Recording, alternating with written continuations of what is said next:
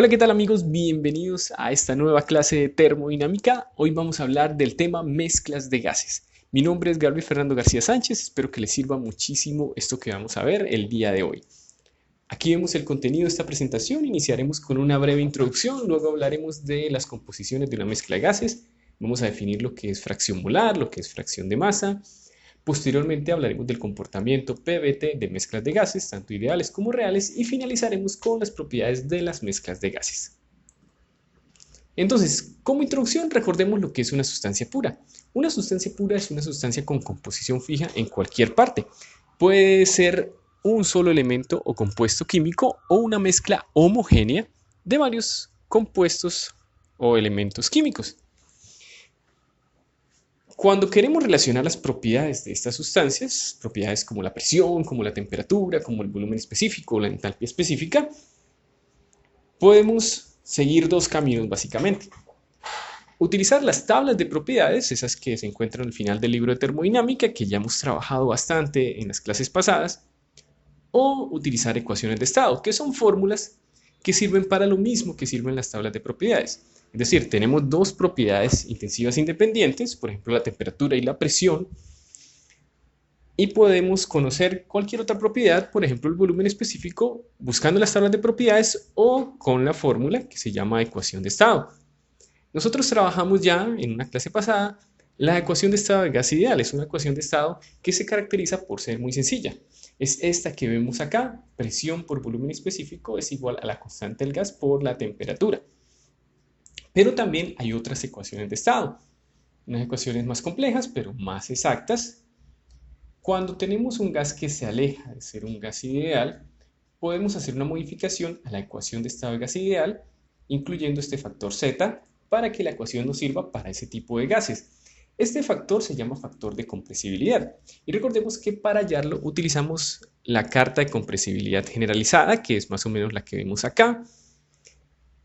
Para usarla, determinamos la temperatura reducida y la presión reducida o alguna de estas dos con el volumen específico pseudo reducido. Recordemos que la temperatura reducida es la temperatura de la sustancia en el momento en que lo estamos analizando sobre la temperatura crítica.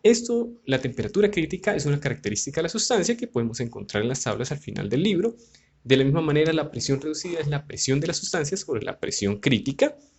Y el volumen específico pseudo reducido es el volumen específico de la sustancia sobre la constante del gas por la temperatura crítica sobre la presión crítica. Entonces, por ejemplo, si tenemos la temperatura reducida y la presión reducida, vamos a la carta. Aquí en el eje horizontal se encuentra la presión reducida y estas son líneas de temperatura reducida. En donde se encuentran los dos valores que tenemos de la presión reducida con la temperatura reducida, nos vamos hacia el lado izquierdo y ahí encontraremos el factor de compresibilidad.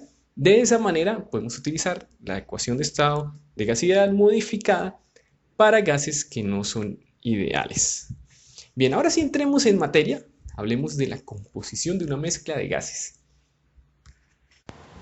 Para describir la composición de la mezcla, se especifica la cantidad de cada uno de sus componentes, de cada uno de los gases que hacen parte de esa mezcla, ya sea por medio del número de moles, a lo cual llamamos análisis molar, o por medio de la masa, a lo cual llamamos análisis gravimétrico. En el análisis molar hay una magnitud muy importante, es la fracción molar. Esto para cada uno de los componentes. Entonces, para un componente I, la masa molar se definirá como el número de moles de ese componente sobre el número de moles total. Es decir, ese número de moles total, N sub M, es igual a la sumatoria de los números de moles de cada componente, de los N sub I. Si dividimos estas dos ecuaciones, llegamos a esta otra, que nos dice que la sumatoria de las fracciones molares de cada componente será igual a 1. De igual manera, para el análisis gravimétrico están estas ecuaciones. Tenemos la fracción másica, que es la masa del componente especificado sobre la masa total, que es la sumatoria de las masas de cada uno de los componentes. Si dividimos estas dos ecuaciones, llegamos a que la sumatoria de las fracciones másicas de cada uno de los componentes en la mezcla nos dará 1. Ya que, de acuerdo a lo que vimos en las primeras clases del curso, la masa se puede definir como el número de moles por la masa molar y la constante de gas ideal de un gas es igual a la constante universal de los gases, 8.31 en el sistema internacional, sobre la masa molar, podemos expresar a la masa molar aparente, es decir, la masa molar que tendría la mezcla, y a la constante de esa mezcla de esta manera. Aquí vemos cómo llegamos a esta ecuación en la que nos dice que la masa molar de la mezcla es igual a la sumatoria de las fracciones molares de cada uno de los componentes por sus respectivas masas molares, y la constante de gas ideal de la mezcla de todo el gas sería igual a la constante universal de los gases sobre la masa molar aparente. También llegamos a esta otra ecuación. La masa molar aparente de la mezcla será igual a 1 sobre la sumatoria de las fracciones másicas de cada uno de los componentes sobre sus respectivas masas molares, y por lo tanto podemos relacionar a la fracción másica con la fracción molar de esta manera. La fracción másica de un componente de la mezcla será igual a su fracción molar por su masa molar sobre la masa molar aparente, la masa molar de toda la mezcla. Ahora vamos a hablar del comportamiento PVT de mezclas de gases, es decir, cómo se relaciona la presión, el volumen específico y la temperatura en las mezclas de gases, ya sean gases ideales o gases reales. Resulta que este comportamiento se basa en dos modelos, en la ley de Dalton de presiones aditivas y en la ley de Amagat de volúmenes aditivos.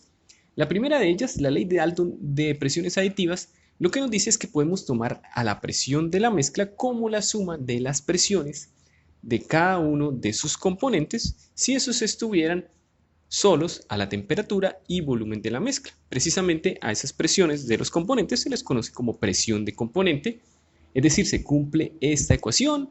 Pm es la presión de la mezcla y es igual a la sumatoria de los P sub B, es decir, a las presiones de componente.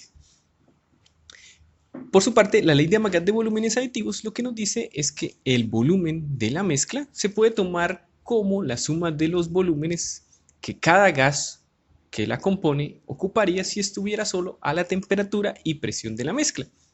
A esos volúmenes de los componentes se les conoce precisamente como volumen de componente, es decir, se cumple esta ecuación. V sub m es el volumen de la mezcla y es igual a la sumatoria de los V sub b, de los volúmenes de componente. A la relación entre la presión de componente y la presión de la mezcla se le conoce como fracción de presión, y a la razón entre el volumen de componente y el volumen de la mezcla se le conoce como fracción de volumen. Estas dos leyes son leyes que se cumplen exactamente en las mezclas de gases, pero solo de manera aproximada cuando se está trabajando con gases reales. Veamos algunos puntos importantes para trabajar con mezclas de gases ideales. A partir de la ecuación de estado de gas ideal podemos llegar a esto que tenemos acá. Recordemos que la ecuación de estado de gas ideal se puede expresar como presión por volumen es igual al número de moles por la constante universal por la temperatura. Entonces, si despejamos la presión de esa ecuación, de la ecuación de estado de gas ideal, y la reemplazamos en la definición de fracción de presiones, la que vemos acá, llegamos a esta ecuación. La fracción de presión es igual a la fracción molar. Del mismo modo, si despejamos el volumen de la ecuación de estado de gas ideal y lo reemplazamos en la definición de fracción volumétrica, llegamos a esta otra conclusión. La fracción volumétrica es igual a la fracción molar. Es decir, las fracciones de presión molar y volumétrica son iguales en gases ideales, lo cual es algo muy importante para tener en cuenta en esta parte. Vale la pena mencionar que al producto de la fracción molar por la presión de la mezcla se le conoce como presión parcial, que en gases ideales es igual a la presión de componente. Del mismo modo, al producto entre la fracción molar y el volumen de la mezcla se le conoce como volumen parcial, que en gases ideales es igual al volumen de componente.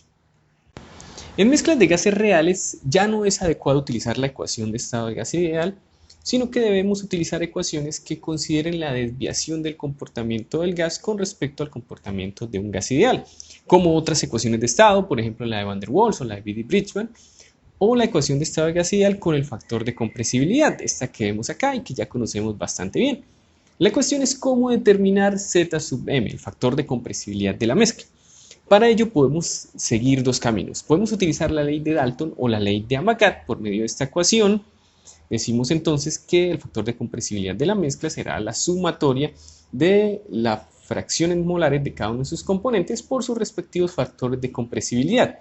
Y para calcular este factor de compresibilidad podemos suponer que la temperatura de cada componente de la mezcla es la misma temperatura de la mezcla y la presión de cada componente es la misma presión de la mezcla. Es decir, utilizar la ley de Amagat de volúmenes aditivos.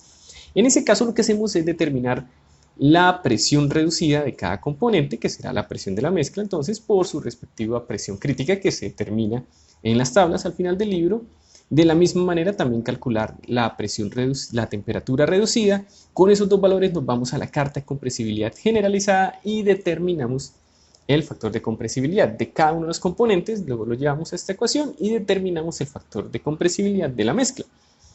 Cuando utilizamos la ley de Dalton de presiones aditivas, lo que hacemos es determinar el volumen pseudo reducido con el volumen específico de la mezcla y la temperatura reducida con la temperatura de la mezcla. Para cada uno de los componentes vamos nuevamente a la carta de compresibilidad generalizada, determinamos el factor de compresibilidad de cada uno de los componentes y de nuevo con la ecuación determinamos el factor de compresibilidad de toda la mezcla y con ello ya podemos utilizar la ecuación de estado modificada con el factor de compresibilidad.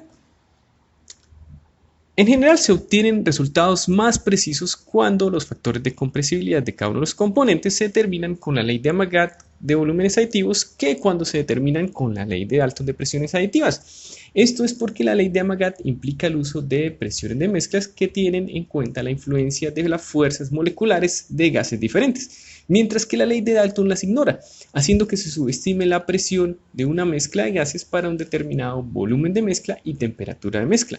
Por eso la ley de Dalton es más apropiada para mezclas de gases a bajas presiones y la ley de Amagat es mejor para cuando tenemos altas presiones.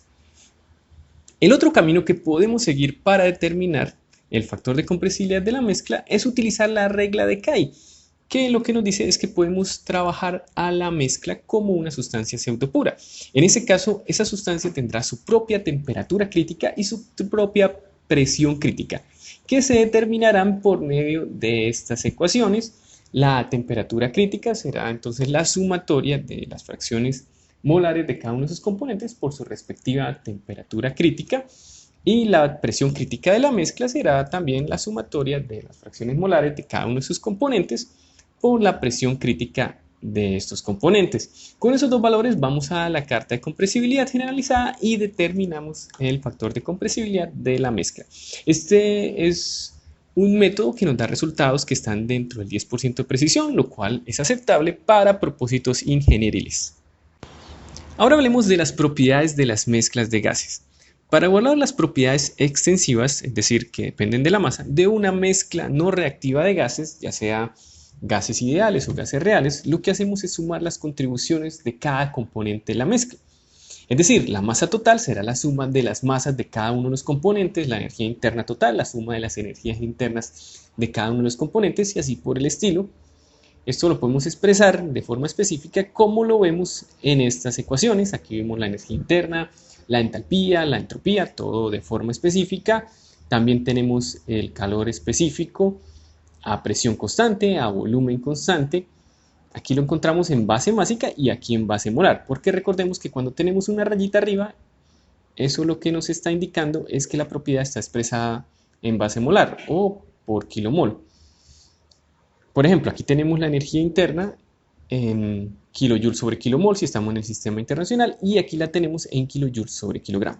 Entonces lo que hacemos con las propiedades en base másica, es decir, que son iguales en la mezcla a la sumatoria de las fracciones másicas de cada uno de los componentes por su respectivo valor de propiedad en base másica. Mientras que en base molar lo que hacemos es decir que el valor de la propiedad en la mezcla será la sumatoria de las fracciones molares de cada componente por su respectivo valor de propiedad. Lo mismo para los calores específicos. Estas relaciones generalmente son exactas para mezclas de gases ideales y aproximadas para mezclas de gases reales. Y también se pueden aplicar a soluciones líquidas o sólidas que no sean reactivas. En mezclas de gases ideales, las propiedades no son afectadas por la presencia de otros gases y cada componente se comporta como si estuviera aislado a la temperatura y volumen de la mezcla. A este principio se le conoce como ley de Gibbs-Dalton. También la entalpía específica, la energía interna específica, el calor específico, volumen y presión constante dependen solamente de la temperatura y se evalúan por medio de los métodos que ya vimos en las clases de ecuación de estado gas ideal y calores específicos. Los invito a ver estas clases si quieren repasar el tema. En el caso de los cambios de entropía, utilizamos la ecuación que ya vimos en la clase de entropía, que es esta que está acá, expresada en base másica y aquí en base molar, de manera que podemos expresar al cambio de la entropía específica de manera aproximada como el calor específico a presión constante por el logaritmo de la temperatura final sobre la temperatura inicial menos la constante del gas por el logaritmo natural de la presión final sobre la presión inicial. Esto para cada componente. Y en base molar sería de la misma manera, solamente que el calor específico estaría expresado en base molar y la constante sería la constante universal de los gases. Recordando, como lo vimos hace un par de diapositivas, que la presión final del componente será la fracción molar del componente por la presión de la mezcla. Esa es la presión parcial al final y la presión parcial al inicio sería de la misma manera la fracción molar al inicio por la presión de la mezcla al inicio del proceso.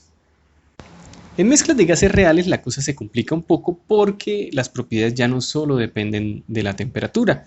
Una forma de trabajar con esta situación consiste en determinar los factores de compresibilidad o factores de desviación. Recordemos esto con las cartas que encontramos al final del libro.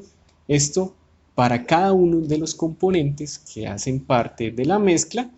Después determinamos los cambios de las propiedades para cada componente utilizando estas ecuaciones. Recordemos que estas ecuaciones fueron las que vimos en el tema relaciones de propiedades termodinámicas. Recordémoslas un poco. Decimos que los cambios de entropía específica y entalpía específica son iguales a el cambio de la propiedad considerada como gas ideal menos un factor que compensa la falta de idealidad de un gas. Y esta ecuación, que es la del cambio de energía interna, surge de recordar que la entalpía es la energía interna más la presión por el volumen, y con estas ecuaciones pues obtenemos esta otra. Después de determinar los cambios de propiedades para cada uno de los componentes, determinamos los cambios de propiedades de la mezcla por medio de estas ecuaciones que fueron las que ya vimos hace un momento. Otro enfoque que podemos tener en cuenta es considerar la mezcla como una sustancia pseudo pura, es decir, por medio de la regla de Kay. Aquí lo que hacemos entonces es determinar una temperatura crítica y una presión crítica para toda la mezcla. Nos vamos a la carta de desviación generalizada de entalpía, de entropía, dependiendo de lo que vayamos a hallar. Determinamos el factor para toda la mezcla y luego sí nos vamos a estas ecuaciones para determinar los cambios de las propiedades. Bien, eso ha sido todo por el momento. Aquí les dejo una referencia, un libro que les recomiendo si quieren aprender más sobre el tema, la termodinámica de Cengel. Igualmente los invito a ver el siguiente video donde haremos un ejemplo de aplicación de todo esto que vimos en esta clase. Muchísimas gracias por su atención, espero que tengan un muy buen día, hasta pronto.